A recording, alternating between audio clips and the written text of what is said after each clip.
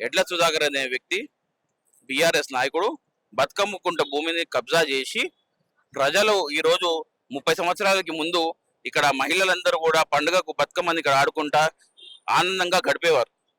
మరి అటువంటి భూమిని అతను కబ్జా చేసి ప్రజలకు చెందకుండా దాన్ని కొట్టేసే ప్రయత్నం చేస్తూ ఉంటే ఈరోజు కాంగ్రెస్ పార్టీ అధికారంలోకి వచ్చిన తర్వాత ఇది ప్రజల ఆస్తి, ప్రజలకు దక్కాలన్న ఒక ఉద్దేశంతో ఈ రోజు హైడ్రా ఆధ్వర్యంలో, రంగనాథ్ గారి ఆధ్వర్యంలో గౌరవ ముఖ్యమంత్రి గారి ఆదేశాల మేరకు చక్కటి పార్క్ ఏర్పాటు చేసిర్రు.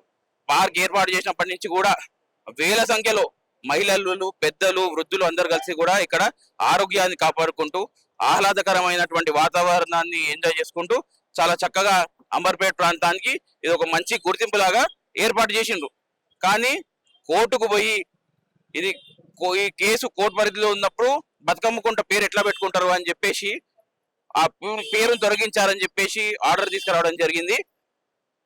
ఈ పేరు ప్రజల గుండెల్లో చిరస్థాయిగా ఆల్రెడీ ఉంది.